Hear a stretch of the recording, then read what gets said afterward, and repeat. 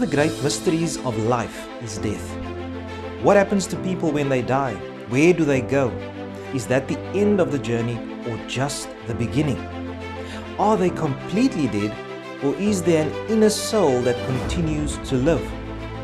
Is there life after death? And what is the soul? What is the spirit? Are we able to talk to our dead loved ones? And if so, should we?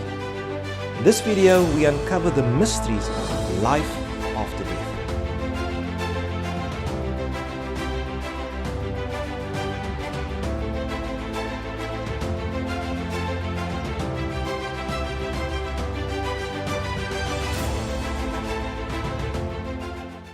Throughout the cultures of the world, the dead are buried in different ways. In the Western world, a coffin in an underground grave is the typical burial. The Buddhists of Tibet prefer a sky burial where the dead are prayed for and then given over to devouring vultures. A visit to Cairo in Egypt will show you the mummies of the pharaohs and the great pyramids in which they were buried. And you may have witnessed the Hindu open cremations done on the Indian Ganges River. Here the remains are ceremoniously sprinkled into the flowing river. Archaeologists have discovered thousands of graves from ancient Persia, all buried in the cracks of a cliff face on the much-loved Mountain of Mercy, the Ramat mountain. But the destination of the dead polarizes the world. In the Christian faith, many believe the soul goes straight to heaven, or maybe to hell. Others believe in a place called purgatory. This is an area of spiritual cleansing prior to heaven. It's a state of limbo where people who are not good enough for heaven or not bad enough for hell just find themselves existing. And to some religions, the afterlife is spent in a place called paradise. For many in the world, there is simply no destination for the dead. Over half of the world believes in reincarnation, where the soul experiences successive lives on this planet. And the form of that life can either be on a higher or a lower plane. It depends on the moral quality of your current life. An interest in the supernatural is a feature in our time. Many today recount a near-death experience where they sense themselves leaving their body and entering a sphere of bright light and unexplainable beauty. High-rating television programs are demonstrating this crossing over. There is live communication between the living and the dead. You'll see it in Disney movies, thousands of internet sites, best-selling books, and popular board games also feature open discussions with the dead. People see apparitions of the Virgin Mary all over the world. They feel that she encourages them in their faith and gives messages of hope and peace to the world. More and more people are visiting mediums or spirit guides, and they do this in the hope of getting in touch with much-loved relatives who have passed away. They want friendship, they want reassurance, they want support and strength to cope with the emotional heartache and loss. So let's uncover the mystery of life after death. It reveals why a correct understanding of the subject is so vital for our future. So what role will the supernatural play in end-time events? Revelation 16 verse 4 states, "For they are spirits of demons, performing signs, which go out to the kings of the earth and of the whole world, to gather them to the battle of that great day of God Almighty." Bible prophecy predicts demons will work supernatural miracles to deceive the world. And these miracles will include false Christs and false prophets, which we looked at in Matthew chapter 24. Billions could be deceived by the devil and his demons who impersonate past spiritual leaders. Can you imagine what would happen if Jesus Christ or Muhammad or Buddha or Gandhi or even the Virgin Mary all reappeared on earth at once? Just imagine a united peace plan for a world ravaged by natural disasters and terrorism. And how easily the nations and religions of the world could be influenced to sacrifice truth in order to form one world or a new world order. But by what method should we test supernatural phenomena? Isaiah 8 verse 19 and 20. And when they say to you, seek those who are mediums and wizards, who whisper and mutter, should not a people seek their God? To the law and to the testimony, if they do not speak according to this word, it is because there is no light in them. So instead of seeking mediums and astrologers as spirit guides, the Bible suggests that we should seek guidance from the Creator God. After all, He is the only one who truly knows the future. There is a clear benchmark for testing the supernatural: the law and the testimony, the Bible. And it is this word that is the path to seek for God's guidance. If we want to ensure evil spirits don't deceive us, then the Bible, which is the law and the testimony, is God's source of protection and truth. One of the devil's most effective weapons in removing trust in the Bible is to influence our senses and our feelings. So visiting a medium can touch your heart. Issues such as relationships, or a successful future, or grief and loneliness are all discussed. And it seems natural at times for emotions to overrule your rationality. You may even see, hear, or touch someone who you thought was lost to you forever. The deceptions of the last days will challenge our faith in God and His Word. And now is the time to exercise that faith by testing everything in life by the Bible. Does God give any warnings about consulting the dead? Deuteronomy chapter 18 verse 10 to 12. Or one who conjures spells, or a medium, or a spiritist, or one who calls up the dead. For all who do these things are an abomination to the Lord. You see, God makes repeated warnings to His people to stay away from any association with mediums and contacting familiar spirits. You find this in Leviticus chapter 19. And these familiar spirits include the people you have known and loved for many years, but are now dead. It is understandable why people want to contact their loved ones. Just a word of encouragement or love brings you comfort and hope to people who are hurting. And so why is God so definite in His opposition to consulting with the dead? Is it possible for the dead to talk to you? Ecclesiastes chapter 9 verse 5 states, "For the living know that they will die, but the dead know nothing, and they have no more reward, for the memory of them is forgotten." See, the Bible is clear that it is impossible for a dead person to talk to you, because the dead know nothing. And any contact with the dead is, in reality, contact with an evil spirit.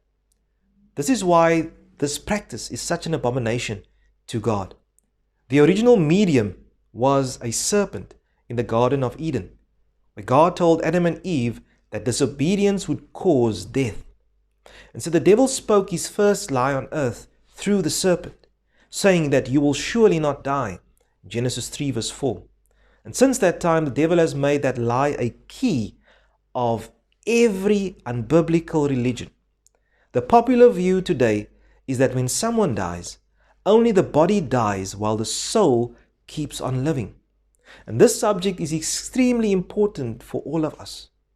A view that is consistent with the devil's first lie will set people up for the grand deceptions of the last days. In the remainder of this presentation, we're going to discover what the Bible says about life after death. Genesis 2 verse 7 states, "And the Lord God formed man of the dust of the ground, and breathed into his nostrils the breath of life. And man became a living being." So how did God create human beings? An understanding of death begins with an understanding of life. So God miraculously formed humans out of the dust of the ground, and He breathed life. The last word of the text, being, is translated in the King James Version as soul. And being and soul can be used interchangeably, because the Hebrew word for being, nephesh, is translated hundreds of times as soul throughout the Bible. The story of creation provides the best definition for what a soul is in the Bible. Dust of the ground plus breath of life equals a living soul. So the Bible says that you are a soul. God did not put a soul into Adam and Eve. He put the breath of life into them, and then they became souls. And at death you cease to be a living soul. So to illustrate, a light globe plus electricity equals light. If you disconnect the electrical plug, the light ceases to exist. The light doesn't travel back through the wires to the electricity or to the electric company. It is simply not in existence. If you take away the breath of God, there is no soul. Another example would be the creation of a wooden box. If we had some boards and nails, we could take a hammer and drive the nails into those boards to make a wooden box. And then we would have 3 things instead of 2. Now, if you remove the nails, where does the box go? The box no longer exists. And so once again, when you remove the breath of God, and the soul then ceases to exist. The Bible says that God saved 8 souls in the ark in 1 Peter chapter 3. It is important to note that there were 8 living people, not 8 disembodied ghosts. The ancient Greek philosophers taught the concept that humans possessed a soul, and it was a conscious and immortal part of life that goes on after you die. But the Bible is clear. God made a living being, a soul, out of the dust of the ground and the breath of life. Ecclesiastes chapter 12 verse 7 states, "Then the dust will return to the earth as it was, and the spirit will return to God who gave it." So every person who dies will decompose and become dust, while the spirit of life returns to God. This process is the exact reverse of the story of creation. The soul ceases to exist when the body returns to the ground, and the spirit returns to heaven, the breath. There is no distinction between the good and the bad. This is the experience of everyone who dies. What is the spirit that returns to heaven? The spirit is not the same as the soul. The word spirit comes from the Hebrew word ruach, which simply means breath. So in the New Testament, the word for spirit is the Greek word pneuma, which means breath or air. And a number of words today have this word as their foundation. For example, pneumonia is a disease of the air-breathing lungs, or a pneumatic tire is a tire that has air in it. The spirit that returns to heaven is not a ghost or a person. It is the breath of life. This spark of life is a gift from God, and it enables us to keep living. So what happens when a person dies? What happens to their emotions when they die? Ecclesiastes chapter 9 verse 6 states, "Also their love, their hatred, their envy have now perished." You see, at death, all emotions and feelings cease to exist. A dead person cannot comfort the living or return any love. An emotion-centered soul does not exist after death. All feelings are gone. Ezekiel chapter 18 verse 4 states, "The soul who sins shall die." You know, Satan has been very successful in propagating his lie that you shall surely not die. Because virtually all pagan religions across every continent and culture teach the concept of a soul that lives after death. The Bible alone stands out in opposition to the immortal soul. The Bible says the soul ceases to exist at death because all have sinned, and therefore all souls must die. And while the words soul and spirit are mentioned more than 1,700 times in the Bible, there is not one place that mentions an immortal soul. So can a soul die? Who is the only one who has immortality? 1 Timothy chapter 6 verse 15 and 16. "The King of Kings and Lord of Lords, who alone has immortality." There is only one being who has immortality, and that is God. God has been in existence throughout eternity, and He will continue as the God of the universe forever. We can have confidence in putting our trust in the one and only immortal God. But do good people go straight to heaven at death? Acts chapter 2 verse 29 and 34. Men and brethren, let me speak freely to you of the patriarch David, that he is both dead and buried, and his tomb is with us to this day. For David did not ascend into the heavens. Psalms 115 verse 17 states, the dead do not praise the Lord, nor any who go down into silence. God described David as someone worthy of heaven. In Acts 13:22, he was a man after his own heart. And in the book of the Acts, the Apostle Peter, 1,000 years after the death of David, categorically states, David is not in heaven. David was and still is in his tomb, resting until the second coming of Jesus. Anyone who is in heaven would be praising the Lord. But the Bible says that the dead do not praise the Lord in Psalms 115 verse 17. All emotions and worship cease. And also Jesus told his disciples that they would be with him when he returned to earth, not as soon as they died. So very clearly, the righteous do not go straight to heaven. The dead rest in their graves until Jesus comes back. What does the Bible teach about reincarnation though? Hebrews 9 verse 27. And as it is appointed for men to die once, but after this the judgment. The Bible says that each of us dies once. We do not live and die over and over again. John chapter 11 verse 11 to 14 states, and after that he said to them, our friend Lazarus sleeps, but I go that I may wake him up. However, Jesus spoke of his death when he said this, but they thought that he was speaking about taking a rest in sleep. And then Jesus said it to them plainly, Lazarus is dead. So when Jesus talked about the death of Lazarus, he referred to it as a sleep. Lazarus was not in heaven. He was in his tomb sleeping in death. Jesus said, come forth, not come down, in John 11 verse 43. Imagine how unfair it would be if Lazarus was enjoying life in heaven, only to have Jesus pull him out of there to live his life back here on earth. And more than 50 times in the Bible, death is called a sleep. People close their eyes in death, and the next thing they know, Jesus has returned. They are reunited with their loved ones, and they are on their way to heaven. What did Jesus call death? Did Jesus tell the thief on the cross that he would go to heaven the day that he died? Luke chapter 23 verse 42 and 43. And Jesus said to him, assuredly, I say to you, today you will be with me in paradise. So here it appears as if Jesus promised the thief on the cross life in heaven starting the day that he died. And many Christians use this text to support this view. But what is important to realize when looking at this text is the punctuation. In the original Greek manuscripts, there were no full stops or commas in the sentences. And as a result, the translators placed the punctuation where they thought it made the most sense.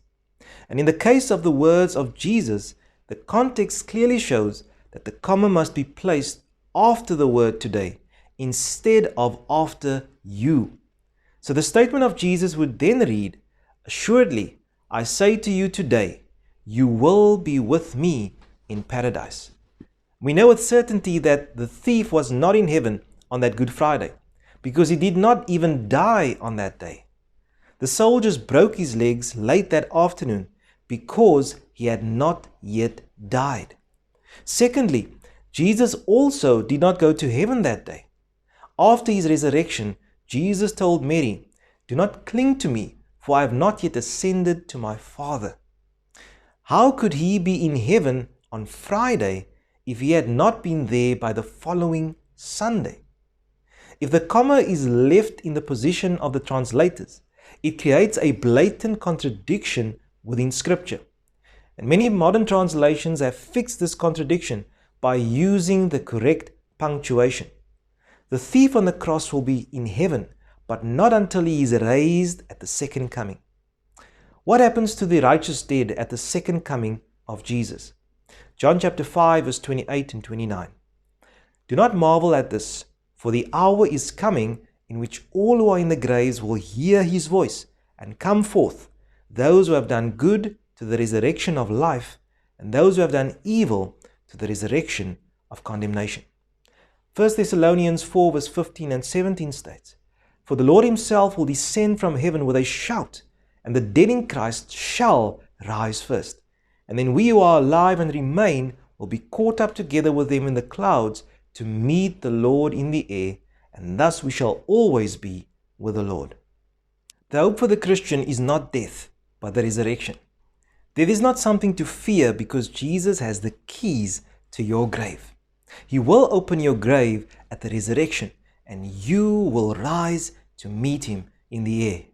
The concept of going to heaven when we die makes a mockery of two of the most important truths in the Bible. The second coming would be pointless, and the resurrection would become even more pointless if this was the case. Because Jesus said that when he will return the second time, he'll have a reward for everyone according to their works. This would be a strange scenario if the righteous were already enjoying the reward in heaven. The Bible truth about the condition of the dead is wonderful news for you and me today. Can you imagine if a baby died and went to a new place all alone without mother or father? Can you imagine how sad it would be to be in heaven and look down on your loved ones, hurting and being lonely? But no, that is not the way the Bible portrays death. The Bible says that we rest in the grave and we sleep. Then what seems like the next instant, Jesus has returned. And from that moment we will live with Jesus and our loved ones in a place where there will be no more sin and sadness. What sort of body will be given to the righteous at the second coming? 1 Corinthians chapter 15 verse 51 and 54. "For this corruptible must put on incorruptible, and this mortal must put on immortality." This is even more good news, that at the resurrection you will receive a new body, a new life that is perfect, both physically and spiritually, a life that will never die. Some people wonder what God will do with those whose bodies have been torn apart by a bomb, who were lost at sea or cremated. But if God can make a human out of dirt and his breath, then there is no need to worry about putting someone's life back together again. God will give us all new bodies and we will live forever. And so this evening, let's recap. Firstly, a soul is a living being. Souls live and souls die. Secondly, at death people return to the dust of the ground while the spirit of life returns to God, the breath. And thirdly, the hope for the Christian is the resurrection, the second coming of Jesus. So the Bible says that death is a sleep. And if you should die before Jesus returns, it is your desire to be resurrected to eternal life. If this is your desire, like it is mine, let me pray for you. Heavenly Father, we thank you so much that you've given us the revelation of the secret of what happens after death. Thank you, Lord, that you've clearly outlined in your word what happens. And we thank you for the good news of the resurrection and the second coming. And Lord, I'm praying for every person watching and listening who has lost loved ones, that their hope will be renewed in the fact that when you come again, that they will see them again. Help us now to be faithful so that we can be counted in the resurrection of the righteous and live eternally with you with our new bodies and our loved ones. In Jesus' name, amen. If God is a God of love, why does hell exist? And what is hell? And does it mean burning forever and ever?